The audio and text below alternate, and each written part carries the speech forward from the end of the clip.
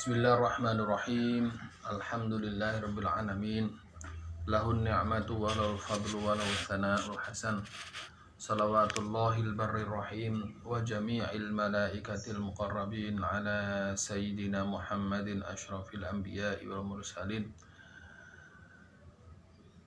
Sayyidina Muhammadin wa ala alihi wa ashabihi at-tayyibin at-tahirin. Allahumma la sahla illa ma ja'altahu sahla wa anta ya hayyu ya qayyum taj'al hazana idza syi'ta sahla. Allahumma rzuqna ikhlasa fin niyyati wal qawli wal amali. Allahumma inna na'udzubika min hali ahlin nar. Allahumma tsabbitna bil iman. Nukhlisun nawaya lillahi ta'ala. Kita ikhlaskan niat lillahi ta'ala, mengharapkan ridho Allah, mengharapkan pahala dari Allah. Mudah-mudahan amal kita diterima dan mudah-mudahan kita senantiasa diberi istiqomah untuk melakukan hal-hal yang baik, terutama membekali diri dengan ilmu agama. Setiap hari Jumat kita murojaah, mengulang lagi pengetahuan kita tentang ilmu agama yang pernah kita dapatkan dari guru-guru kita. Kemudian kita tetapkan dengan sepenuh hati di dalam hati kita agar menjadi bekal kita bisa melakukan perbuatan-perbuatan baik yang lain. Sebab termasuk orang yang dikehendaki baik oleh Allah Subhanahu wa taala adalah orang yang dipahamkan tentang ilmu agama. Baginda Nabi dawuh, man yuridillahu bi khairan yufaqihu fiddin. Barang siapa yang Allah kehendaki pada dirinya kebaikan, maka akan Allah fahamkan dia dalam agama. Fahamkan dia dalam agama ini mulai dari prosesnya. Diarahkan hatinya untuk senang belajar ilmu, dia mempelajari ilmu sampai dia berproses dengan faham dan kemudian bisa melakukan. Ini namanya faqihu fiddin. Sebab orang yang faqih dalam agama itu tidak hanya tahu tentang agama kemudian tidak melakukan, tetapi dia ini mulai berproses dari bagaimana mencari guru yang benar, yang mengarahkan dia pada perbuatan-perbuatan yang baik, sampai dia benar-benar ketemu dengan sanad yang benar sampai kepada kanjeng Nabi, sampai dia belajar mengalami sebuah proses yang mana proses belajar itu tidak mudah. Proses belajar itu tidak mudah, jadi selalu ada halangannya dan rintangannya itu banyak sekali. Mulai dia itu harus menyempatkan waktu, dia harus memilih waktu, dia ini harus murojaah, dia harus menghafalkan. Kadang-kadang ketemu dengan malas dan sebagainya. Ini adalah sebuah proses. Dan ini masuk dalam kategori wasdibar. Jadi ada 6 syarat yang harus dipenuhi oleh seorang pencari ilmu yang disebutkan dalam pelajaran akhlak di ala-ala itu Ta'limul Muta'alim. Ada syair mengatakan, ala la tanalul ilma illa bisittatin sa'umbika an majmu'iha bi bayani dzakain wa hirsin wastibarin wa bulghatin wa irsyadi ustadin wa tuli zamani. Kan di situ ada sebutan yang pertama dzakain. Kalau kita terjemahkan dari awal itu maknanya ala, ingat-ingat, la tanalu, kamu tidak menerima ilmu, la tanalu, kamu tidak menerima ilmu, tidak, yakni kamu tidak mendapat ilmu illa bisittatin, kecuali dengan 6 perkara. Yakni sampai harus berusaha pada diri kalian memenuhi 6 perkara ini. Sa'un bika, akan aku terangkan kepada kamu, jelaskan kepada kamu, an majmu'iha, secara global, secara global kumpulan-kumpulan daripada 6 itu dibayani dengan penjelasan.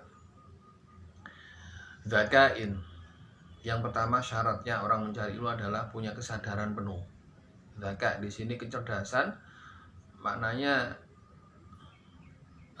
di dalam akal itu ada istilah zaka. Orang itu sadar, tetapi sadar dia itu kadang-kadang nggak cerdas, nggak bisa menerima, nggak memahami dengan cepat. Itu ada zaka istilahnya. Jadi di dalam akal itu ada zaka, ada badahah, ada zaka.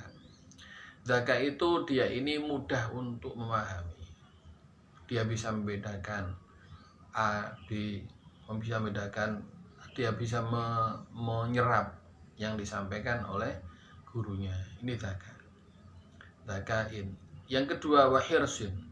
Kalau zakain itu ternyata lemah, yakni orang kan nggak mesti zakat toh.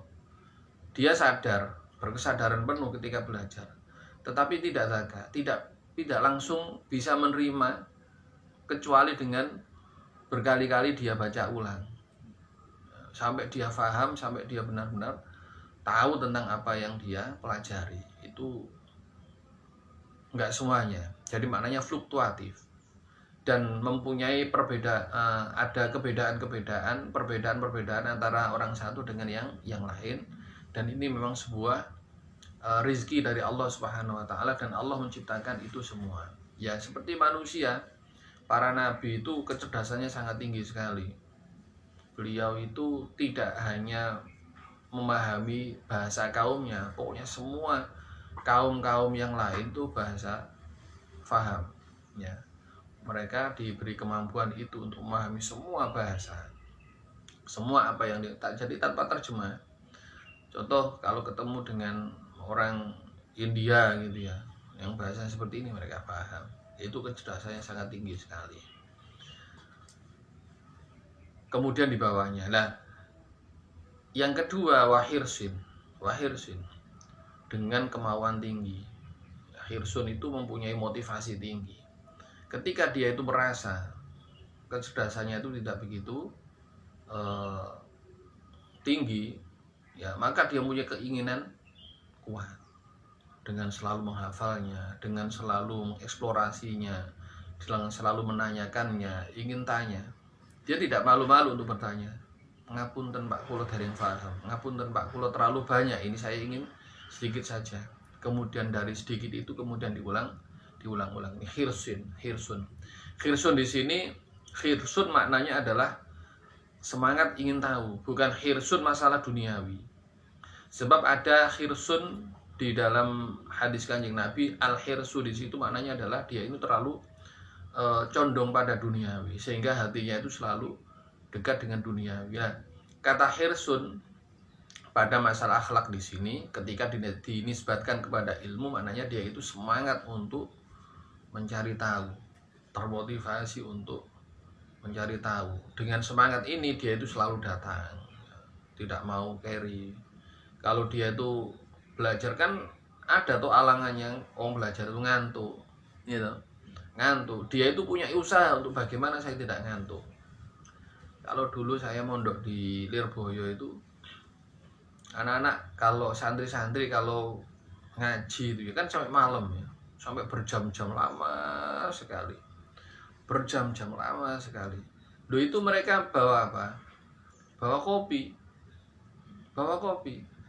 Saya lihat itu mereka sambil bawa kopi begitu, ada ada. Jadi mereka itu saking semangatnya, kepingin maknani tidak ngantuk, bawa kopi. Saya waktu itu puasa ngaji Ramadanan. Nah, Ramadanan kan apa jenenge kilatan bahasanya itu. Maknane mulai pagi pada subuh itu seret. Karena karo siang kan enggak pakai minum kan. Caranya mereka itu sambil berdiri, ngantuk gitu. Maknane sambil berdiri. Ngadeg. Maknane ngadeg. Boleh menghindari ngantuk. Nah, dengan semangatnya itu dia itu ingin menghalau hal-hal yang menjadikan dirinya ini tidak mendapatkan ilmu. Dan termasuk khas daripada pondok Lirboyo, pondok Ploso itu nek manane wis lengkap. Ya, Kalau di sana itu kan santri biasa yang reguler, nggak santri kilatan, itu diperiksa maknanya lengkap, harus lengkap. Kalau tidak lengkap, kalian mulai kalian perayaan dikasih hukuman nggak mulai dan sebagainya. Karena itu mereka menghalau untuk menghalau hal-hal yang mengganggu dirinya belajar. Kecerdasannya ini tidak begitu cerdas, dia harus berusaha bagaimana dia harus nambal. Aku carry mana nih piye begitu. Jadi mereka itu nambal, itu hirsun.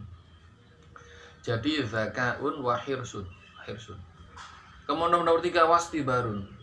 Istobaro yastobiru itu maknanya adalah berusaha dengan sangat untuk sabar. Kalau sobaro, sabar biasa. Tapi kalau istobaro, ada taknya di situ. Istobaro, ya, istabaro pakai tak asalnya itu. Istafala, ya, istobaro dari kata sobaro. Istobaro, aja istabaro pakai tak. Ifta'ala. Jadi ala wazin ifta'ala, bukan istafa'ala tapi ifta'ala. Ifta'ala itu berarti ziyadatu al-hamzah wa ta. Krono ta'i yang bergandengan dengan shad, maka kulibat to'an, diganti menjadi to', menjadi istobaro. Asalnya istabaro. Nah, nek ta'i di situ maknanya mubalagho. Ada makna kenapa kok kalimat sobaro dirubah menjadi istabaro. Ini ternyata di situ ada makna mubalagho. Mubalagho itu nemen-nemen nih, berarti berusaha untuk sabar.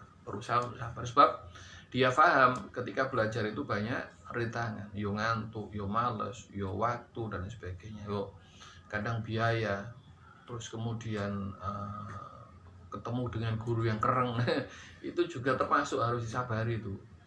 Sabar. Sebab namanya seorang guru menghadapi begitu banyak murid, ya kadang-kadang kan istilahnya kalau bahasa sekarang stres, menghadapi begitu kok akhirnya double, akhirnya dimarahi. Tidak ada jalan lain dengan kecuali dengan marah. Ya itu salah satu strategi. Karena tidak semuanya santri itu semuanya lurus-lurus saja. Tidak semuanya lurus-lurus saja. Makanya di dalam agama Islam ketika ada parenting itu pendidikan kepada anak itu kan diperbolehkan menggunakan kekerasan, tetapi kekerasan itu harus disampaikan dulu. Contohnya Kanjeng Nabi mengizinkan untuk memukul anak, itu kan berarti maknanya kekerasan. Ada sebuah cara bagaimana anak ini paham tentang apa yang disampaikan orang tua, itu sangat penting sekali, tidak boleh abai. Seorang guru pun begitu, karena guru ini merupakan salah satu orang tua, ya. Orang tua itu kan bapak itu kan ada 3. Bapak karena nasab, bapak karena musoharoh, jadi bapak mertua. Ada bapak yang alladzi 'allamaka, bapak yang mengajari sampeyan. Jadi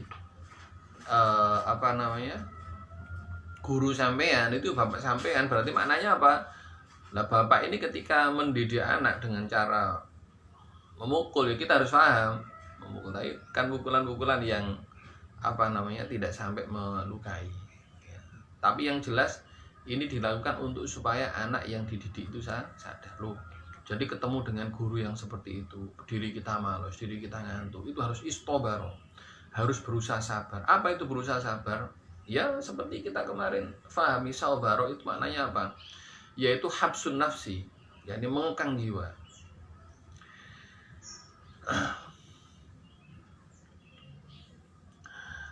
Habsun nafsi, mengekang jiwa untuk menerima sesuatu yang tidak disukai oleh nafsu. Mengekang jiwa, yakni memaksa jiwa ini untuk menerima sesuatu yang tidak disukainya. Contohnya melek, sementara dheweke ngantuk tapi dipaksa melek.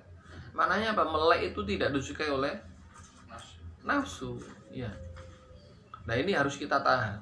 Waktu ngaji mata ngantuk, harus saya tolak ngantuk itu, kemudian saya balik menjadi melek. Auladzatin tufariku, atau memisai kelezatan yang disukai oleh diri. kelezatan. Contohnya makanan-makanan enak, nafsu itu enak, makan enak, dia itu berusaha untuk menghindari yang enak-enak itu tadi. Itu namanya bersabar. Nah, kalau istibar ya seperti tadi, saya sebenarnya marah dengan dimarahi guru saya, sebab saya nyamannya adalah tidak dimarahi. Tapi karena saya ini harus belajar dengan tekun, dimarahi guru maka saya tahan. Saya harus menerima dimarahi guru, ya gitu namanya istobaro. Istobaro. Jadi saya ini malas ketika disuruh menulis, mencatat, merangkum dan sebagainya. Tapi karena saya ini harus sabar, maka saya harus memaksa diri saya menerima ketidaksukaan saya. Ya, ketidaksukaan saya kan aneh toh. Nah itu ternyata memang itu adalah salah satu bentuk kita mukhalafatun nafsi. Kalau kita belajar di pendidikan itu mukhalafatun nafsi. Nah kemudian wa irsyadu ustadin, wa bulghatin, ada biaya hidup. Jadi dalam belajar itu ada biaya hidup. Anak ini harus memenuhi dirinya. Contoh orang belajar itu kan kalau masih anak-anak itu kan masih ditanggung orang tua, betul kan? Nah kemudian kalau sudah balik, orang tua ini tidak wajib menafkahi. Nah kalau tholabul ilmi berarti dia harus mencari nafkah sendiri, gitu. Akhirnya kan kalau kita temukan di pesantren-pesantren yang salaf-salaf itu dulu konon ya, para santri itu karena tidak mendapatkan dekengan biaya dari orang tua, ya mereka itu kerja yang sawah, mari ngono makaryo ning ngene bangunan, ngramut kebon ning ngene para orang-orang yang di kampung untuk mendapatkan biaya hidup ketika dan itu tidak boleh mengganggu belajar dia. Saya temukan di pondok ini loh, pondok Zainal Abidin dulu itu. Jadi kalau siang gitu para santri itu kerja, yo kerja ning ngene kebon, yo kerja ning ngene apa jenenge, ada dulu itu ketemu langganan saya itu di Masangan itu namanya Pak Arifin. Itu ternyata yang bagian nyatet gitu ya, itu anak pondok Zainal Abidin. Duh, Mas sampean kok nang ngene-ngene? Nggih Pak, kalau pagi saya kerja, kalau malam saya ngaji. Sebelah di sana itu ngajinya itu mulai sore sampai malam. Jadi siangnya para santri itu kerja. Jadi itu bagi pesantren-pesantren yang memang tidak ada formal, sehingga diperkenankan seperti itu. Dulu mungkin di pondok itu juga ada seperti itu, tapi sekarang sudah mulai tidak ada, sebab anak-anak harus full belajar. Terus bagaimana kondisi orang tua yo? Orang tua ini memberikan sokongan biaya, sodako tegesi. Jadi orang tua itu sodako di anak itu balik, itu ya sodako orang tua. Makanya awak dewi tadi santri harus ngerti ketika sudah besar ini, sudah balik SMP, SMA, itu harus paham bahwasanya orang tua itu sudah tidak wajib lagi. Bahasanya itu sudah tidak wajib. Beliau membiayai itu karena memang anak ini belum bisa bekerja, nggak ada waktu untuk bekerja, sehingga orang tua ini memberikan sokongan donasi. Bahasanya donasi kan bahasanya kan sukarela, ya kan, yusa ono tidak boleh dipaksakan. Anak jaluk sangu sakmene dan sebagainya itu nek kenemenen itu dosa, apalagi malah memberikan sakit hati pada orang tua. Nang ngene pondok wis dibiayai dari orang tua, dan nang ngene pondok malah melakukan pelanggaran sehingga ketika diberitakan kepada orang tuanya kan sakit hati. Nung sama ini kita nang ngene pondok iku dikek biaya, nang ngene oma wong tua iku kerja angel-angel datang sampai nang ngene yo nglakoni ngene, pelanggaran, dihukum dan sebagainya. Berita itu kan berarti menyakitkan hati orang tua. Ya kadang-kadang nggak bisa dihilangkan. Nek sing ngomong kadang dunyek-unyek.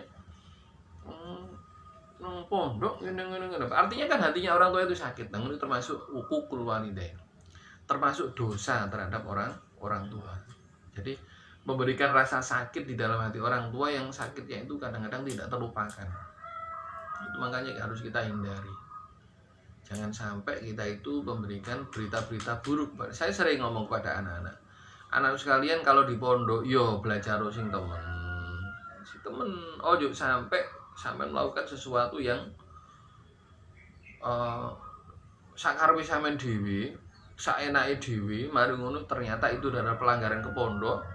Mari ngono sampean diberitakan buruk pada orang tua, dipanggil, dikasih tahu dan sebagainya. Alpa itu kan termasuk gak tahu ngaji, udah termasuk anu termasuk pelanggaran toh. Itu terus baru dikirimkan. Itu salah satunya. Jadi apa namanya? Wabulgh.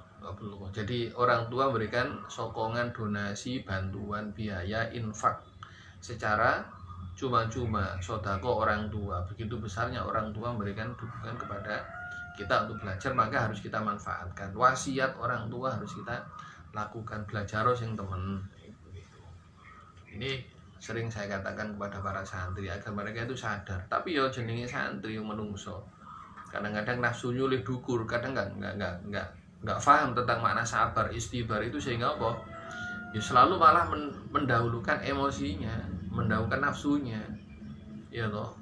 Akhirnya mereka itu kan gurune, pengurusnya sing seperti ini mau menangani mereka itu dianggap sebagai musuhnya. Padahal mereka itu adalah melakukan hal yang benar. Seharusnya kalau dia itu paham ini adalah sebuah rintangan belajar saya, dia itu kemudian sadar, iya ya, saya melakukan kesalahan. Ya gitu harusnya, itu harus istibar.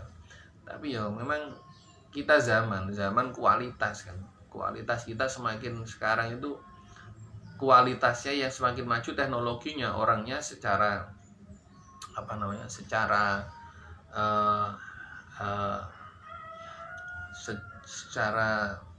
kualitas diri itu berkurang, ya, berkurang. Kemudian wa irsyadu ustadzin, ada guru yang mengajar. Sebab ilmu itu yang dikatakan ilmu adalah apa yang diajarkan Kanjeng Nabi. Nah, apa yang diajarkan Kanjeng Nabi itu adalah ilmu. Kemudian diterima oleh para sahabat. Ya. Kemudian diterima oleh para tabi'in, kemudian diterima oleh para ulama-ulama al-amilin, al-musannifin, yang kemudian mereka itu menulis ilmu yang mereka dapatkan dari Kanjeng Nabi, ditulis dalam sebuah buku agar ini menjadi patokan orang setelahnya. Itu pun diberikan, bukan dijukuk tanpa tahu. Maknanya tidak jukuk tanpa tahu adalah kita itu datang ke perpustakaan tanpa kita tahu siapa mu'alif guru itu. Mu'alif itu kemudian, atau enggak pernah ada orang ketemu dengan mu'alif, langsung kita ambil. Itu namanya mencuri ilmu. Kalau kita di perguruan tinggi kan itu namanya eksplorasi kan, riset kan, riset dengan kemampuan kita. Akhirnya ketika riset apa yang dilakukan? Kan memahami dewi, tak angen-angen dewi, tak muncul no dewi dalam benak saya. Itu sebenarnya bukan ilmu, bukan ilmu. Ilmu itu adalah yang kita terima, Karena di situ ada irsyadu ustadzin. Kemudian para ulama al-musannifin ini mereka meletakkan tulisan-tulisan dalam tulisan itu adalah digunakan sebagai apa? Sebagai wahana. Diwasiatno ning ngene murid iki kok meni ajarno. Sehingga ketika kita menerima ilmu itu, buku yang seperti ini contohnya, ini adalah saya itu seakan-akan beliau itu mengajari kita. Al-Habib Abdullah bin Alawil Haddad ketika mewariskan buku kita itu kita terimakan dari guru kita, dan guru kita punya sambungan sampai Habib Alawi Al-Haddad. Berarti maknanya kita itu diajari oleh beliau, seakan-akan kita diajari oleh beliau. Bahkan ketika kita membaca itu rasanya itu seakan-akan beliau di depan kita. Itu namanya apa namanya? Irsyadu ustad. Jadi jangan dikatakan ilmu itu adalah yang kamu dapatkan dari perpustakaan itu hanya eksplorasi, riset dan sebagainya, itu hanya pengetahuan. Tapi ilmu yang kamu dapatkan adalah yang kamu talakikan kepada guru kamu. Bahkan ya, beberapa ulama mengatakan begini, nek sampeyan moco Al-Quran, sampean nggak pernah talaki kepada guru sampean, itu bacaan sampean itu yo gak diberi pahala oleh Allah Subhanahu Wa Taala, walaupun bener moco Al-Quran 30 juz waca bolak-balik gak pernah talaki, wis pokoke ngapalno ngono. Kan ada orang itu ngapalno wis pokoke angger ngapalno, ngrungokno TV lagune di padak-padakno, gak pernah talaki kepada gurunya. Ya itu gak berpahala. Siapa takon ayah sampai gak berpahala ya. Maksudnya di situ mungkin pahalanya tidak sesempurna orang yang laki. Sebab Al-Qur'an itu juga satu ayat kalaupun membacanya tatattu ya, tatattu dengan niatan lillahi ta'ala itu ya ada pahalanya walaupun pahalanya tidak sesempurna itu. Nah, ada berpendapat begitu. Jadi ya kita harus talaki, kalau bisa talaki. Fatihah itu harus talaki. Talakikan kepada guru yang mana guru ini tahu sanadnya sampai kanjeng Nabi. Nah ini wa irsyadu ustadin wa tulu zamani dan suwi bangsa nih. Nah ini penting sekali. Jadi kita membahas tentang masalah ilmu. Jadi ilmu itu memang harus kita pelajari dengan baik dan harus kita rawat dengan baik sehingga menjadi perbuatan kita. Man yuridillahu bi khairan yufaqihu fiddin. Dan prosesnya itu juga harus kita lakukan. Dan maknanya kalau kita itu masih punya hati untuk datang mencari ilmu, itu maknanya Allah masih menghendaki kita kebaikan dengan takdirnya yang azali, yang kita tidak bisa menolak. Sebab apapun yang dikehendaki Allah pada azal ya pasti terjadi, dan apapun yang tidak dikehendaki Allah pada azal tidak akan terjadi. Masya Allahu kana wa ma lam yasha lam yakun. Bahwa Hasbullah, Mbah Abdullah Hasbullah mengatakan nek iya mosok ora, nek ora mosok iya. Itu maknanya adalah apa yang Allah kehendaki pada azal itu pasti terjadi saat ini. Kalau Allah tidak menghendaki pada azal, maka tidak akan terjadi. Jadi segala sesuatu yang terjadi pada diri kita itu pasti dikehendaki Allah pada azal. Dan itu bukan kehendak kita sendiri, tapi memang Allah sudah menghendaki, mentakdirkan. Tapi seandainya contoh begini, kita contohkan ada anak kayak kemarin kejadian di Al-Khazini itu ya, dari sakmono kae padahal ambil kabeh kan, ternyata orang yang selamat. Maknanya apa? Allah tidak menghendaki anak ini kena musibah, gak meninggal, atau kena musibah tapi gak meninggal. Ada yang lain yang memang Allah dikehendaki meninggal. Itu kejadiannya tuh. Kok iso ya arek iki sing jejere mati iki gak mati. Jangan mengatakan apa jenenge areke krono areke dhewe selamat gak. Tapi memang Allah tidak menghendaki kejadian musibah itu sampai menjadikan dirinya meninggal. Masya Allah kana wa ma lam yasha lam yakun. Kalau kita fahami itu, maka diri kita itu akan sering tawakal kepada Allah. Kita pasrah kepada Allah, sabar, dan kemudian kita tunduk pada apa yang dikehendaki Allah Subhanahu wa taala. Kadang-kadang sampai kena musibah yang tiba-tiba nyata di depan kita itu, innalillahi wa inna ilaihi raji'un. Langsung sadar dirinya, Allah memang menghendaki saya tidak sampai meninggal atau tidak sampai parah dan sebagainya. Itu maknanya kita selalu bersyukur. Bismillahirrahmanirrahim. Kemarin kita sampai pada pembahasan maksiat tangan. Maksiat tangan itu banyak sekali. Kemarin itu membunuh ya, mencuri, memukul tanpa hak ya, walamsul ajnabiyah. Lamasa dengan massa itu beda. Ada bahasa di dalam fikih itu lamasa, lamsur rajuli al ajnabiyata. Ada yang massu ar-rajuli duburahu, masul adami, masu farjil adami. Jadi nek masun itu demek dengan lapak tangan, itu masun demek. Tapi nek lamsun itu nemplek. Lamsun lama saya itu nemplek. Nah, contoh nek seseorang kulite nemplek ning ngene dakari. Nek gak area di situ, area yang menjadikan batal, maka tidak batal. Makanya di dalam fikih itu ada masu farjil adami. Masu farjil adami. Ada lamsu al ajnabiyah. Lamsu rojuli al ajnabiyata. Jadi lama saya itu nemplek kulit. Nek demek itu dengan begini. Makanya kan nek demek farji ini anak Adam atau duburnya anak Adam itu batal dengan batinil kafi yang bagian ini.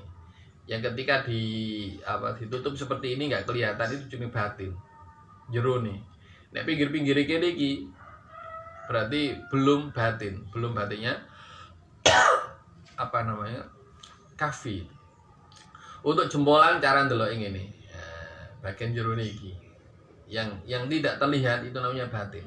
Dengan ditemplekno sedikit iso nah gini saya mendelok nek memang gak kelihatan mata ya, yang tertutup itu namanya batin. Kok demek zakar maka batal. Kemudian yang ini juga begitu. Nah, ada lamsu itu menempel, berarti walaupun demek dengan bagian ini yo batal. Di sini mengharamkan tentang lamsu yang sekaligus juga masuk. Lah salaman itu masuk.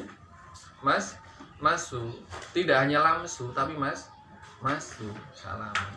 Wong nempel saja begini, ya, menempelkan kulitnya dengan wanita lain itu haram. Ya. Al-yad tangan bagian sini juga, bagian sini ini juga nggak boleh. Jadi lo aku kan gak demek pakai ngene iki, tapi kulit saya ini tertempel dengan, kalau disengaja yo haram hukumnya. Nah, jadi lamsu al-ajnabiyati itu menempelkan kulit. Jadi menempelkan kulit itu tidak kafu ya, tidak hanya kafu. Nek kafu itu bahasanya adalah membatalkan dan tidak membatalkan, sebab di situ ada contohnya zakar sama bolongane dubur. Nah, tapi nek lamsu dengan menggunakan ini podo haram, ada haramnya nek dengan ajnabi ya. Paham ya pembahasan ini ya. Jadi ada masuk, ada lamsu. Jadi kalau di dalam fikih ada masuk, di situ ada berkaitan dengan membatalkan wudu atau tidak membatalkan wudu yang bagian area tertentu. Nek sampean nemplekno bagian ini ke zakar atau ning ngene apa sini dubur cewek kok ambek sing bagian iki yo gak batal. Tapi nek kena najis yo najis gitu, najis. Jadi apa jenenge tidak bisa digunakan untuk sholat, tapi wudune gak batal. Ya kan? Wudune gak batal. Tapi nek ono najis yo batal, sebab apa jenenge ono najis mau. Tapi nek awak dhewe demek zakar, demek farji dengan yang bagian ini batal wudune. Otomatis gak bisa sholat. Nah, sekarang yang dibahas adalah haram tidaknya menempelkan kulit demek sama seorang wanita yang bukan mahram, bukan mahram. Ini keharaman yang haramnya itu kalau di dalam hadis Kanjeng Nabi itu la'an yuta'ana. Saya carikan sebentar ya. Jadi la'an yuta'ana.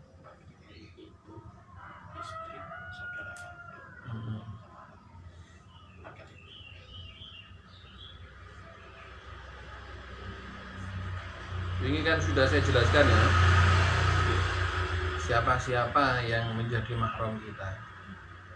Mahram kita itu yang mempunyai hubungan kandung, dan apa namanya rodo, hubungan kandung dan rodo. Contohnya ibu, ya, toko ibu, toko bapak, dulure ibu, dulure bapak yang sekandung, dulur ibu, dulur bapak. Kemudian kakek, berarti kan sambung ke kakek. Mari ngono dulure kakek, dulure nenek dari ayah, dari ibu buyut. Terus kemudian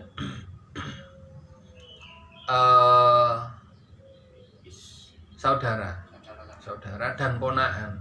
Saudara dan ponaan iku ijik sambung, ijik mahram. Ponaan iku mas mahram. Ponakan. Ya sama dengan saya dengan paman saya kan, berarti ponakan saya itu. Dengan paman BB itu masih mahram. Tapi wis nek bojone BB walaupun kita panggil BB itu sudah bukan mahram. Bukan mahram. Dan anaknya BB itu sudah bukan mahram. Sudah misanan. Polanya apa wis ketemu dengan wong liya. Iya kan? Karena ada unsur dari orang lain. Karena paman ini menikah dengan bibi sambung krono pernikahan. Mari punya anak. Ikan wis gak murni San. Makanya ketika kita salaman wis gak oleh. Iku wis misanan iku wis apa ya? Gak oleh ditemeh. Wis halal dinikah. Tapi kalau menurut dokter terlalu dekat. Jadi bapak, ibu, dulur, ponakan, putu-putu menisor, polai podo karo kene mendukur. Ya sak pendukur, sak menisor, sing menyamping itu adalah paman. Hawasi lah istilahnya itu, hawasi itu paman. Nah paman itu yang dulur sekandung dengan bapak atau paman bibik yang sekandung dengan bapak atau dengan ibu. Kalau dengan bapak namanya ammun, ammatun, kalau dengan ibu namanya kholun, kholatun. Bahasanya itu dibedakan di dalam bahasa Arabnya.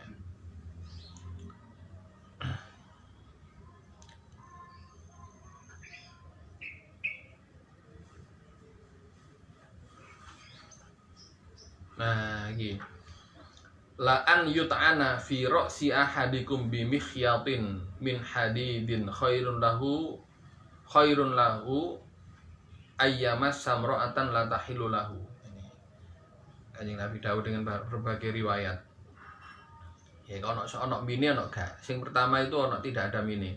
La an yut'ana fi ra'si rajulin bi mikhyatin min hadidin khairun min an yamassa samra'atan la tahilu lahu. Jadi keharamannya kita mendemek kulit orang yang ajnabiyah itu dari hadisnya Kanjeng Nabi. Sungguh bila dipukulkan di kepala seseorang laki-laki dengan sebuah palu besi, ya, min hadidin, palu dari besi, atau sing lincip mikhyat, atau di sini mikhyat itu bukan duri, apa namanya, dom di kepalanya lah dicubles no dengan kepala nih. Yani khairun itu maknanya luwih enteng, luwih ringan min an yamas samro'atan la tahillahu, daripada dosanya menempelkan kulit. Yamassa di sini maknanya demek, ya. Imro'atan la tahillahu, perempuan yang tidak halal bagi dirinya, yakni selain mahramnya. Ini maknanya dalil daripada tidak diperkenankannya kita itu bersentuhan dengan orang selain. Nah, ini seorang guru, besok sampean itu ketika sudah menjadi guru, sampean harus memahamkan kepada santri-santri, anakku sekalian, menghormati guru itu tidak harus salaman. Nek sampean contohnya sing gede-gede sanawi, san mulang sanawiyah mulang SMA contohnya. Nek si cilik-cilik si burung balik. Ahlan bikum. Iku wis tutuk endi oleh sepedaan niku? Iya. Heeh. Terus mriki mantuk malih. Wih, melayu ning ngene pinggir bengar Banten. Heeh. Ning ngene kono warung kopi enak. Masyaallah. Ono gorengane akeh. Cocok. Tadi bobol dolan. Iya. Iya. Jadi la'an yut'ana, ya. Jadi itu apa tadi saya jelaskan. Jadi sangat ringan sekali, dicubles ditutuk karo wesi lho ndak niku. Ringan sekali daripada dosanya menempelkan kulit. Lah sampai nanti ketika masih anak kecil-kecil gurung balik yo gak batalno. Masih anak MI yang belum balik, salaman gak apa-apa. Anak kecil-kecil kan memang butuh kasih sayang, salaman. Tapi nek wis balik, wis usia SMP, ya ono tondo-tondone kan. Siji, kalau terjadinya salah satu dari 3 perkara. Apa jenenge? Metu mani, ya. Metu mani itu al-ihtilam. Yang kedua head atau bila dua ini tidak ketemu maka umur 15 tahun komaria. Umur 15 tahun komaria. Tapi rata-rata yo umur 10 tahun itu sudah beberapa, yang pertama dan kedua ini sudah ketemu. Anak ini sudah balik, maka tidak boleh kita bersalaman. Bersalaman. Yo waktu saya mulang nang arek SMP nang barang. Lah nek ternyata ono sing apa ngarani? Ono sing salaman. Contohnya guru gak ngerti tentang hukum iki sampean kandhani. Mboten nang salam. Mboten nang salam. Jadi itu termasuk hal yang mungkar dan kemudian harus kita sampaikan kepada mereka. Hal yang mungkar dan harus kita fahamkan kepada mereka. Ini harus paham. Nang di lingkungan kita loh, di pondok, di SMA sendiri loh, anak itu banyak tidak paham. Tenang salaman itu. Ketemean itu. Anggapannya menghormati guru. Guru lanang sing wedok nyalami. Foto bocah lanang SMA guru wedok disalami. Dulure dhewe. Itu kan ya bahaya. Kalau dulu ya para kiai-kiai yang sepuh-sepuh itu sangat ditekankan. Wis ojo kate. Monggo Yai, Maji. Golek kanci apa iku? Kulkas. Oh. Jadi begitu ya. Memang pada hari ini kita itu diberi balak, diberi cobaan oleh Allah Subhanahu wa taala. Banyak orang yang memang dijauhkan dari ilmu agama sehingga hal-hal seperti ini bagi mereka itu gak tahu dilakoni, nek didudui hukumi menolak. Mosok sih gitu, mosok sih. Ada teman saya itu yang sudah pernah saya ceritakan pada kalian itu, saking yo pada lihat anak pesantren ini, lulusan tambak beras, lulusan pondoknya Yai Husain berangkal, Ahlus Sunnah wal Jamaah, tapi gak tahu apa motivasinya, kemudian orientasinya apa. Dia itu kemudian ketemu Gus Durian menganggap Gus Dur adalah seorang yang bisa mendamaikan antara moderasi agama, antar agama. Sehingga apa? Saat ini dia itu menghalalkan pernikahan sejenis. Ya, menjadi saksi dan mengiyakan. Kemudian menghalalkan pernikahan seorang muslim dan non muslim. Itu. Sampai mengatakan bahwasanya antara orang Islam dengan orang non Muslim ya itu agamanya podo, naudzubillah min dzalik. Loh, ini biasanya adalah karena memang ilmu yang dia dapatkan memang tidak menjadi nur di dalam hatinya. Sampai ketika sudah kita ajak dialog gitu ya banyak nih, Yus silahkan kamu melakukan apa yang kamu yakini, Bas. Aku tak yang lakoni apa yang saya yakini. Dan ternyata apa? Allah kalau tidak memberikan hidayah kepada seseorang ya, sebab pengetahuan awalnya yang dia abaikan atau tidak sampai pada hatinya, sampai ketika dikasih tahu tentang hal sebenarnya dia menolak ya, dia menolak. Karena itulah hati mereka itu sudah ditutup oleh Allah Subhanahu wa taala. Tidak di dalam Al-Quran itu. Jadi mereka itu sudah ditutup, ada gisawah, ada karat di hati mereka sehingga cahaya itu tidak bisa terlihat, tidak bisa masuk. Karatan itu kan tengning batu itu gak nyala sebab ono karate. Kabel tidak bisa nyala, nggak bisa nyambung. Karat itu koyok besi tetapi tidak seperti besi, tapi menahan arus. Arus itu tidak bisa sambung. Nah ini makanya kita harus selalu waspada tentang hal seperti ini, sebab Allah tidak akan memberikan cahaya itu kepada orang-orang yang ahli maksiat. Fa innal ilma nurun wa nurullahi la yu'ta li asin. Baik, ma'asi al-yad ya, walamsul ajnabiyah.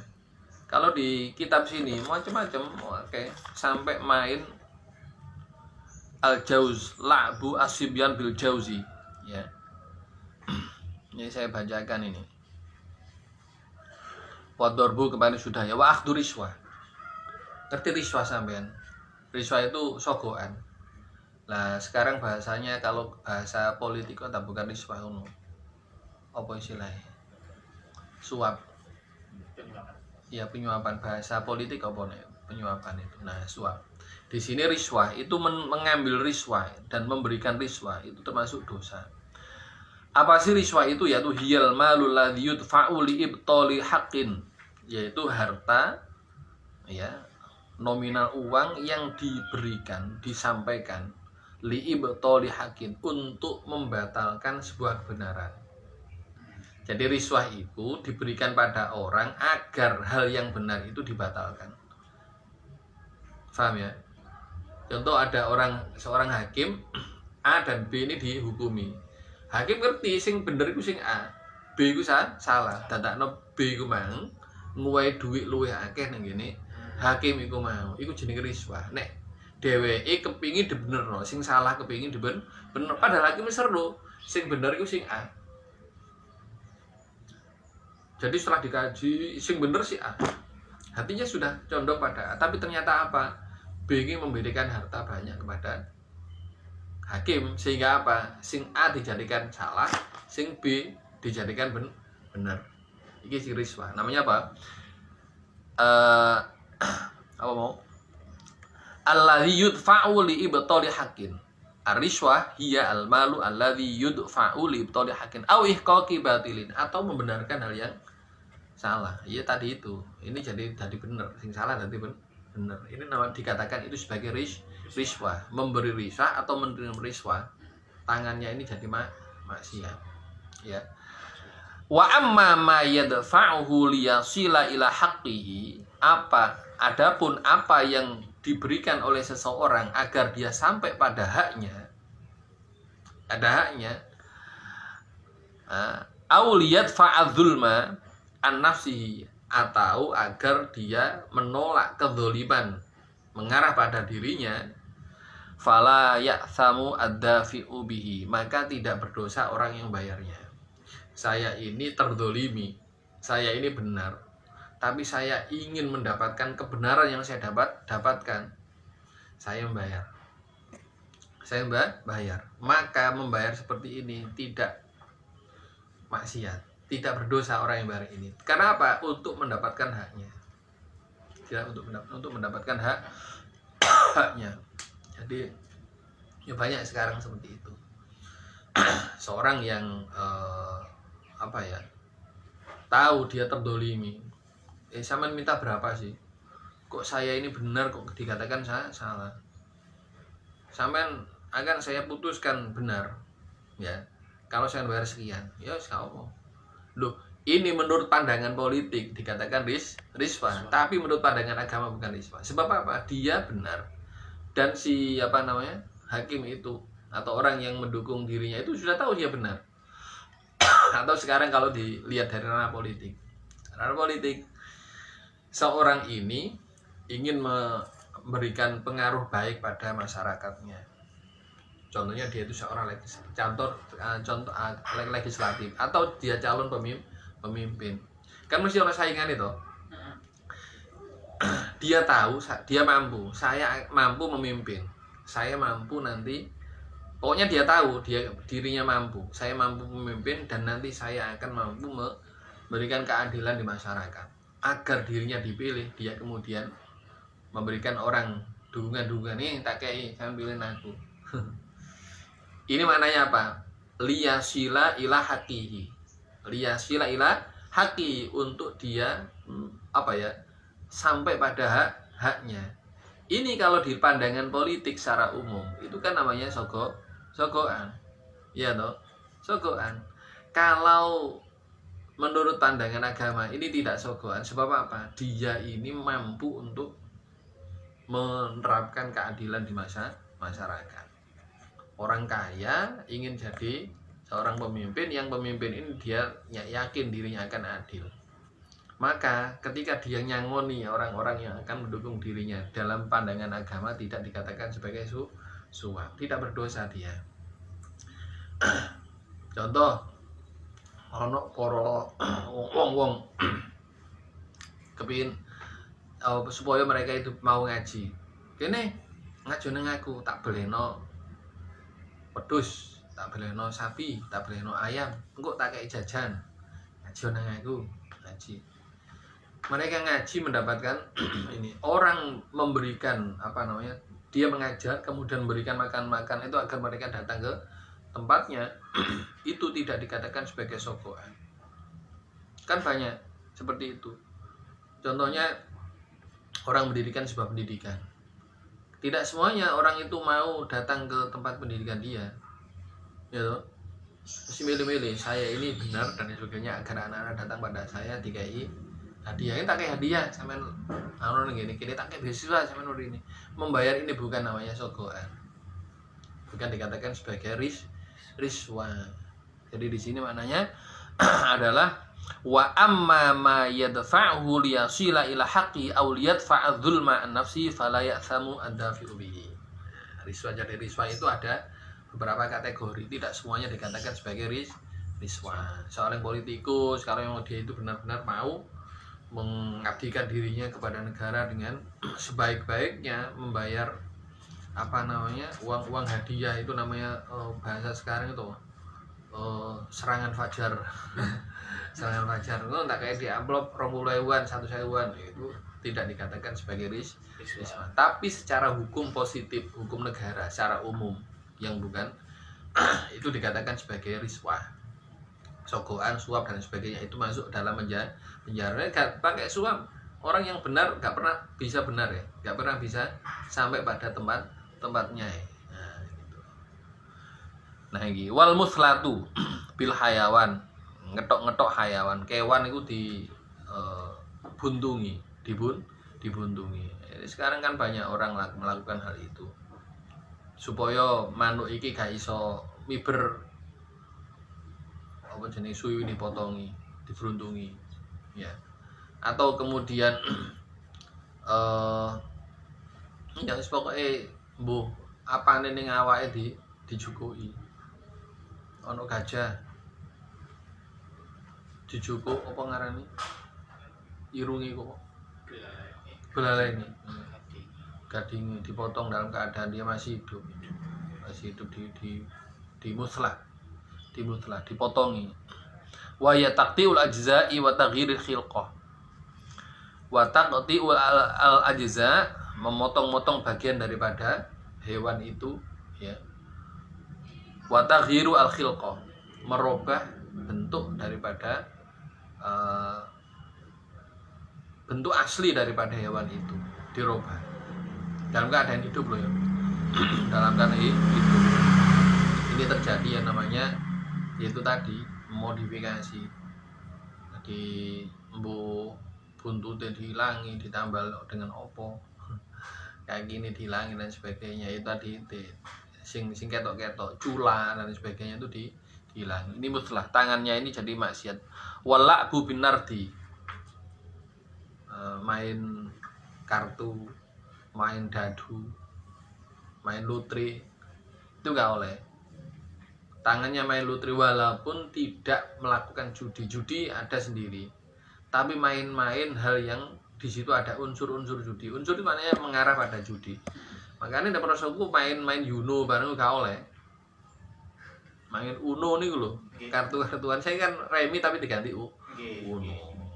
Nah itu juga mengarah pada permusuhan dan sebagainya. Iya, orang main Uno, main remi walaupun karena duwian lho iso dadi paten pinaten iku apa jenenge sing gaplian ta iku. Gaplian. Kadang-kadang dadi atine mangkel dan sebagainya. Jadi karena di situ ada unsur-unsur perjudian al-kibar, maka itu dilarang. Lain hatta la'bu sibyan bil jauzi wal qi'ab ya. Jadi main-main kotak-kotakan ya berarti maknanya apa mau jenenge sing kotak-kotak no angkone 1 2 3 4 5 iku titik 1 titik 2 dadu-daduan gede barang ngono ka oleh. Oleh apa membiasakan anak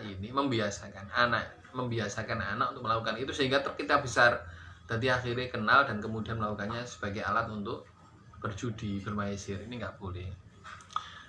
Memainkan alati Allahwi al-muharramah katumbur, warrobab, wal mizmar, wal autar, gitar yang disuling, yang di itu nggak oleh main. Nah ini anak sekalian, wataswiru diruhin, ya. Wataswiru diruhin, taswiru diruhin, yakni membuat patung. Yang membuat patung. Jadi orang membuat patung itu nggak boleh. Tapi kalau melukis, melukis ya, menurut madzhab selain Imam Syafi'i ya boleh. Tapi kalau melukis orang ini nggak boleh diruhin. Kalau melukis alam nggak apa-apa. Sampai motret itu nggak oleh. Motret itu nggak oleh. Apa ya rahasianya? Rahasianya itu karena di benak kita itu selalu tergambar sesuatu yang kita lihat, sehingga ketika sholat itu terganggu. Coba sampai sering-sering melihat lingkungan sesuatu yang indah, lah mesti tergambar pada diri sampean. Waktu sholat, yo eling kabeh. Makanya di dalam agama kita itu kalau kita jalan lebih baik menunduk ke tanah. Nah ini menunduk ke tanah gak ketok apa-apa. Jadi gak tergambar, tapi delok kanan kiri. Salah satu yang dilarang itu juga kan ya dilarang kalau kita makan ini lho ndelok panganane wong liya gak oleh. Kenapa kok kini ku ndelok panganan wong liya? Siji akan muncul loh wong iku njukuk panganan kepingin rek akhirnya njukuk nambah maneh kan padahal sing ngarepe wis cukup nambah maneh dipada-padano apa do karo aku utuh atine ku utuh swalike serakahe wong iku mangane akeh lho. Jadi melihat kita waktu makan, melihat makanan orang yang makanan yang di depan orang lain itu enggak boleh. Dan itu tidak boleh dilakukan oleh anak-anak kita. Kita ajari anak-anak nek sampean mangan ya sudah sampean mundut sing paling cedhek ngene sampean. Sambillah waqul mayalik. Nah, cara Kanjeng Nabi begitu kepada Sayyidina Abdullah bin Abbas kalau nggak salah. Waktu Sayyidina Abdullah bin Abbas itu masih kecil, Kanjeng Nabi itu jeneng arek cilik ya, ngrangge rono ra rono. Ya gulam. Bocah, nek mangan maca bismillah baru panganan sing cidik-cidik wae. Sing cidik-cidik. Enggak usah ngrangge-rangge rono. Itu pendidikan. Mari ngono anak ini dilarang, ojo sampai ndelok panganane wong liya. Enggak usah ndelok rono-rono. Kalau anak itu terbiasa kan sampai gede. Tapi apa akhirnya muncul sifat tohah. Lalu itu kalau kita itu melihat. Makanya kenapa di sini menggambar-gambar itu juga ada madhab yang melarang. Ada memberikan syarat-syarat. Kalau 2 dimensi seperti hanya lukisan, foto itu boleh. Tapi kalau sudah 3 dimensi membuat patung itu nggak boleh. Jadi taswiru diruhin, membuat benda-benda yang kemungkinan dia itu kalau seandainya dikasih roh itu bisa hidup. Berarti membuat patung, membuat golean dan sebagainya itu nggak boleh.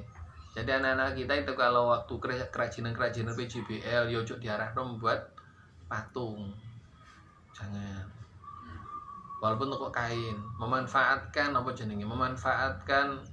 limbah kain-kain yang tidak terpakai, plastik tidak terpakai, mari ngono membuat patung kecil-kecil itu, boneka-boneka kecil lah.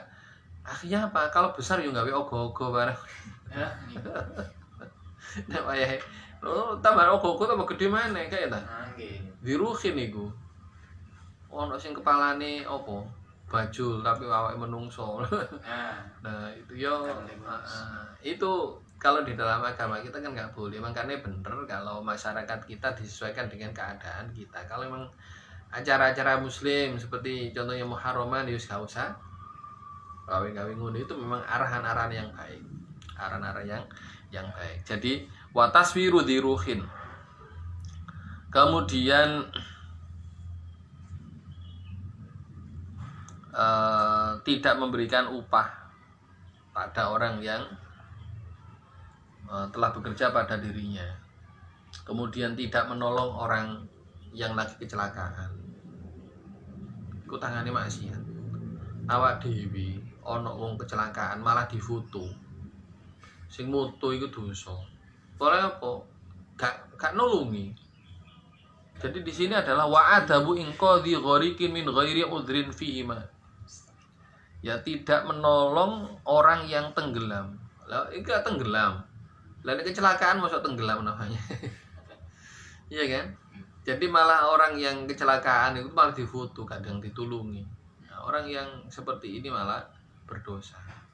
Tidak, padahal dia mampu untuk menolong dirinya, maka tangan kita itu jadi maksiat. Betapa banyak orang sekarang itu begitu. Pola begini, orang yang kecelakaan, mari ngono ditulungi, itu malah orang yang nulungi ini kena pasal. Kena pasal. Iya. Jadi ada sebuah upaya pembunuhan contohnya. Maka orang ini tidak boleh ditulungi dhisik, enggak boleh digeser dhisik sadurunge Pak Polisi teko. Jadi kan akhirnya kan si malakama.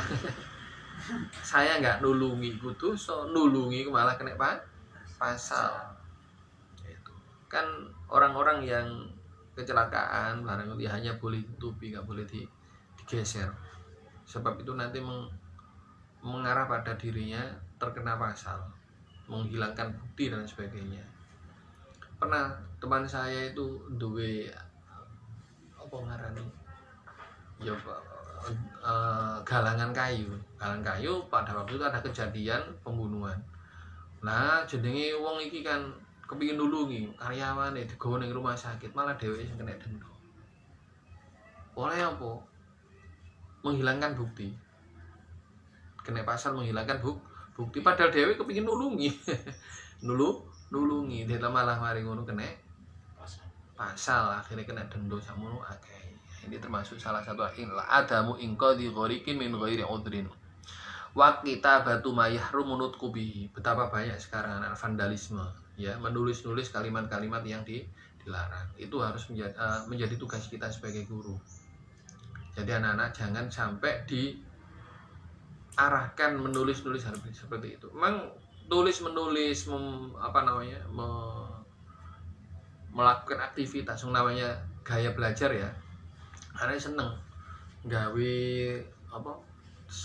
desain, tapi harus difasilitasi. Contohnya anak kita besok sama nanti anak kita kalau tahu anaknya itu suka menulis, ojo dijarang nih tembok, saman kayak papan tulis.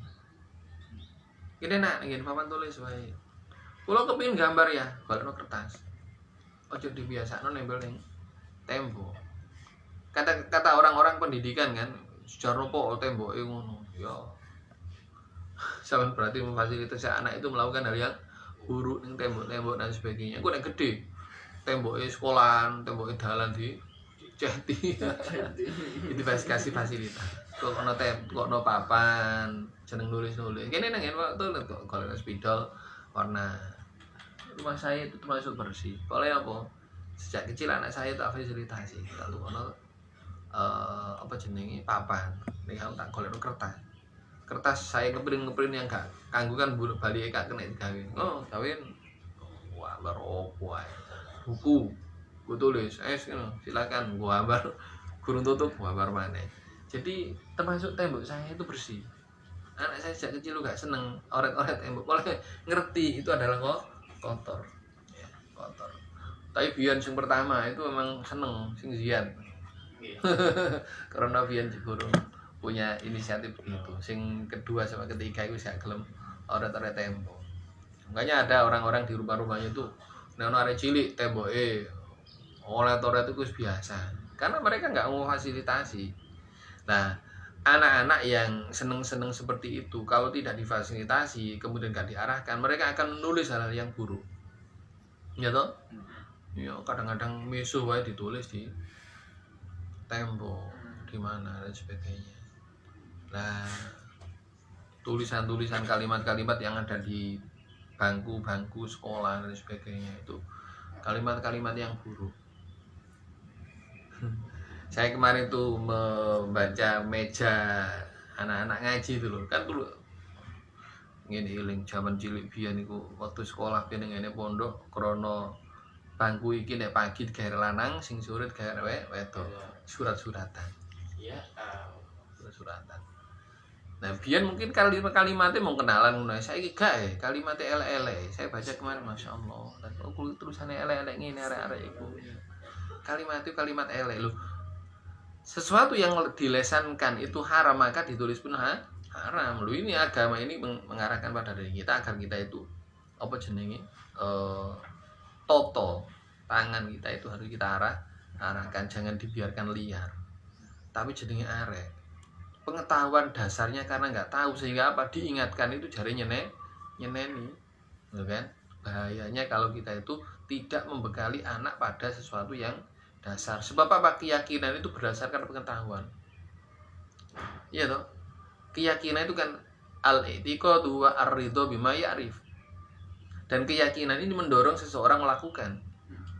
Orang melakukan itu berdasarkan pada keyakinannya, pada apa yang menjadi dirinya itu ketahui sehingga dia melakukan ini.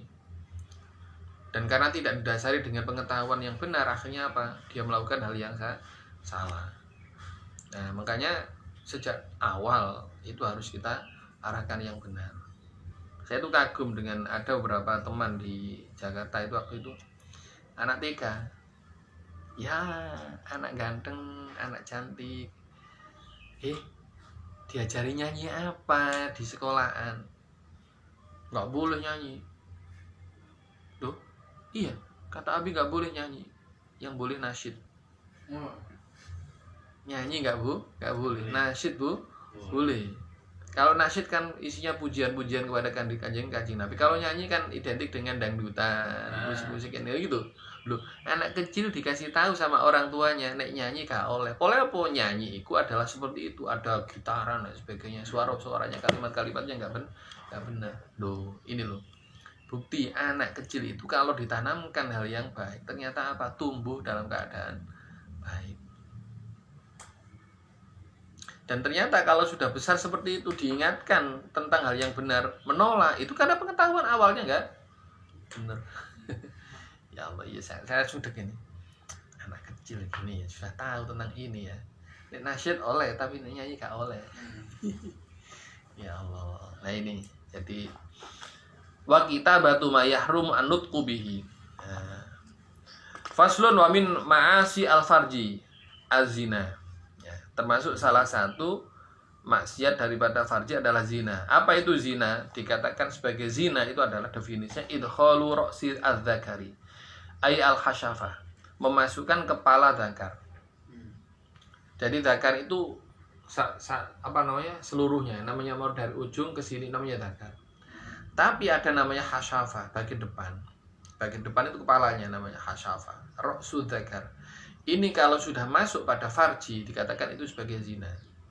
Makanya kan memberikan justice, penghukuman terhadap orang berzina itu harus diketahui dengan kasat mata.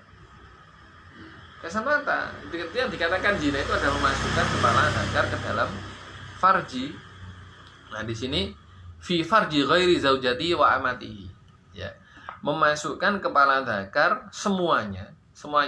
Bukan ujungnya. Kalau seandainya ini ya, terus kemudian kepala zakarnya kian, berarti kepala zakar semuanya. Kuliah fi farji ghairi zaujati. Selain farji istrinya au amatihi. Berarti maknanya pada farji yang tidak halal. Tuh. Makanya kan kalau di dalam penentuan orang ini berzina atau tidak, itu berat sekali. Penentuannya harus ada 4 saksi. Harus 4 ada saksi. 4 saksi ini bukan orang yang pelaku dosa besar. Harus adil, harus wirai, harus muru'ah. Seperti itu, punya harga diri, dia tidak pernah melakukan hal yang fasik. Lah berarti ya apa saya ingin mencari orang yang seperti itu? Berarti maknanya seorang kiai, tapi mau seorang zina di depan para kiai. Kan berat sekali mengatakan orang ini berzina atau ini adalah melakukan zina, itu berat sekali, harus ada 4 saksi. Nggak boleh. Berarti maknanya video nggak cukup. CCTV nggak cukup. Sebab itu tidak mewakili ini semua. Nggak bisa melihat pasti namanya dzakar itu masuk pada farji, ya kan? Nah itu berat sekali. Walaupun ini ada termasuk dosa yang dimasukkan di dalam wamin ma'asi al-farji. Maknanya begini, ini kata-kata ini ditanamkan pada seseorang agar dia itu menjauhi. Ta'allam dasyarra la li syarri lakin litawaqi wa inna man lam ya'rifi syarra yaqa'u fihi. Jadi tidak harus perlakuan dia ini disaksikan orang. Lah kalau dia itu nggak punya iman, pengetahuan itu sudah dia ketahui, dia lakukan. Sementara menentukan dirinya berzina itu harus ada 4 saksi. Selama tidak ada 4 saksi, saya tidak dikatakan sebagai orang berzina walaupun lakukan zina, gitu kan? Nah, sebagai alibi bagi dia. Makanya dari itu anak sekalian, menentukan orang ini berzina itu juga berat, menuduh itu juga berat, ya kan? Tapi ya, perlakuan ini karena tidak ada penentuan dan tidak ada iman pada diri seorang, orang itu mudah melakukan. Beberapa banyak kasus di koran-koran itu. Sekolah-sekolah melakukan hal yang tidak benar.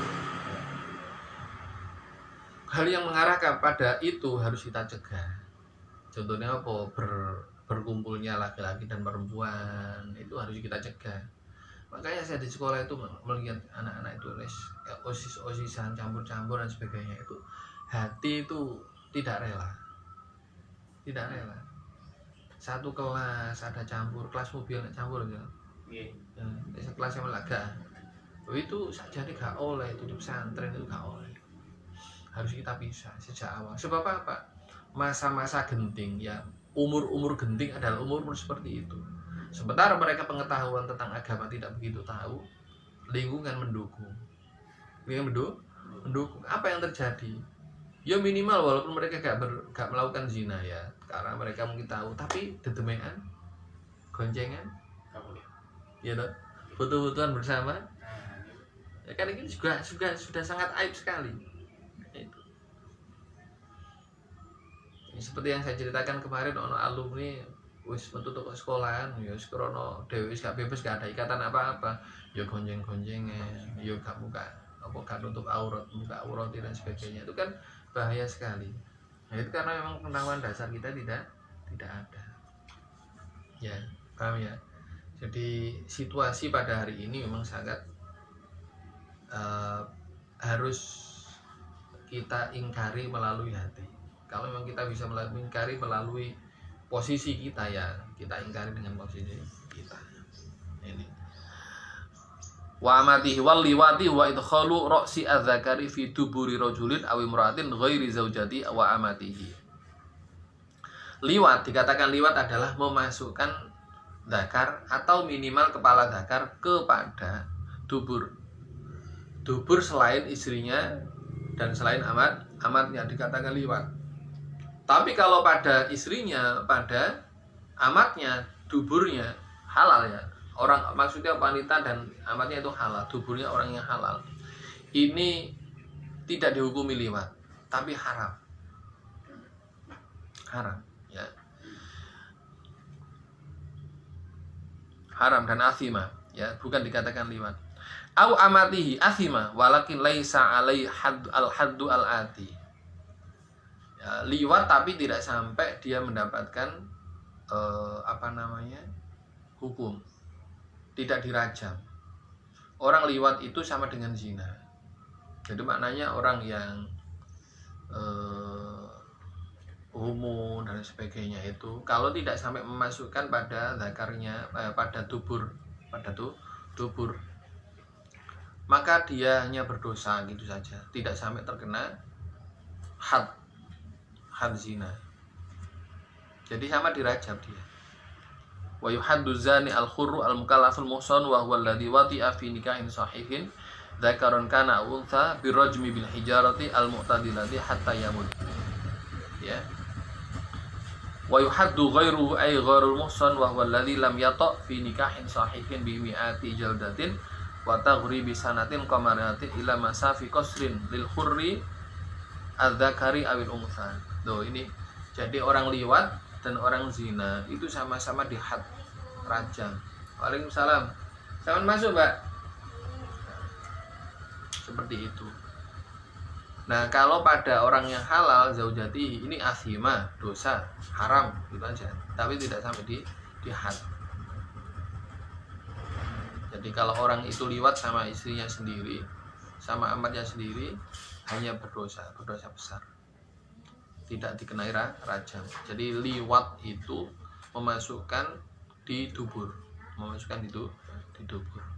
Kalau hanya menggeser-geser saja, tidak dikatakan sebagai liwat. Walaupun itu kalau dalam bahasa sekarang itu dikatakan sebagai orang homo atau lesbi. Lesbi. Kalau lesbi itu perempuan dengan perempuan, homo laki-laki dengan laki-laki. Ya. Dan batasnya di sini dikatakan sebagai liwat itu tadi. Ya. Maka harus tepat, tepat.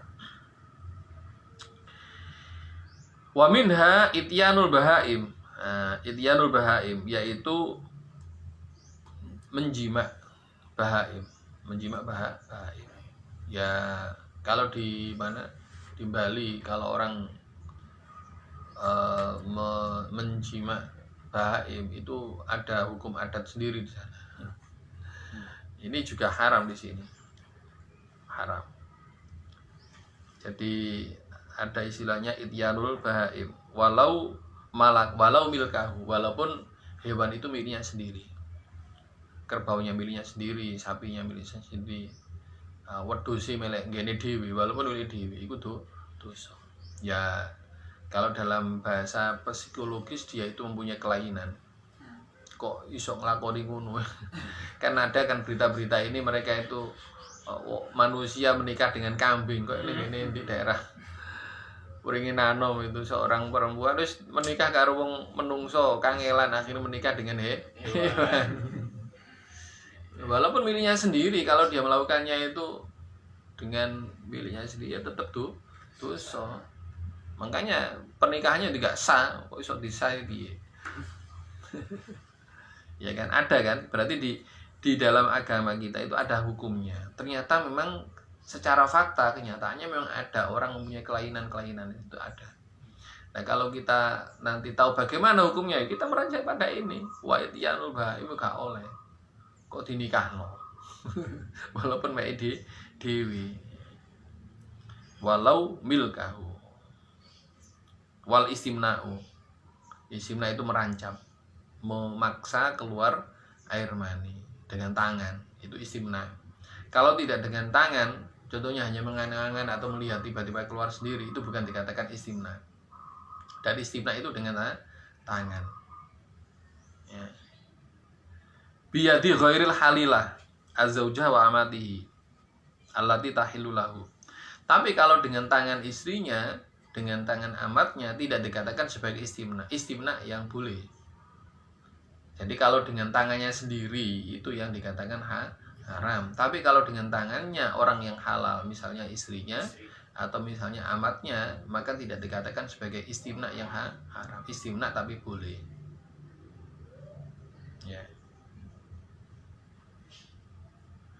Ya, apa ya? Itu kalau di dokter kan begitu. Kan seorang perempuan itu kadang-kadang itu sampai headnya itu sampai lama 15 hari. Seorang suaminya kan butuh apa ngerangin jenenge. Ya syukur nanti bahasan wong sing kawin sama durung kawin. Iya, tapi kita harus tahu dasarnya dulu. Jadi kalau seorang istri atau seorang amat budak perempuan mengistimna sayyidnya atau suaminya, tidak dikatakan maksiat, tidak dikatakan maksiat. Insya Allah alam bisawab. Al-Fatihah.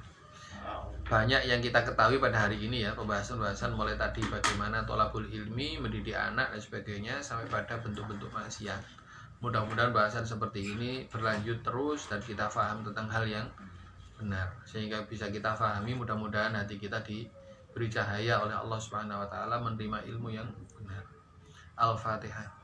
A'udzubillahi minasyaitonir rajim. Bismillahirrahmanirrahim. Alhamdulillahirabbil alamin arrahmanir rahim maliki yaumiddin. Iyyaka na'budu wa iyyaka nasta'in. Ihdinas siratal mustaqim. Shiratal ladzina an'amta 'alaihim ghairil maghdubi 'alaihim waladdallin. Amin. La ilaha illallah. La ilaha illallah. La ilaha illallah. Allahumma salli ala sayyidina Muhammad wa ala alihi wa sahbihi wa sallim. Allahumma salli ala sayyidina Muhammad wa ala alihi wa sahbihi wa sallim.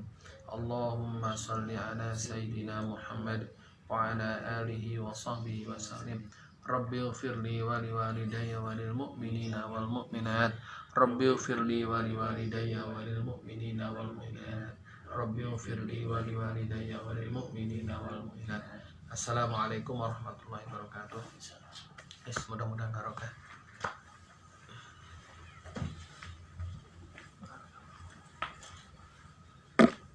Semoga selam yang ayah ya. Moga-moga. Waalaikumsalam warahmatullahi wabarakatuh.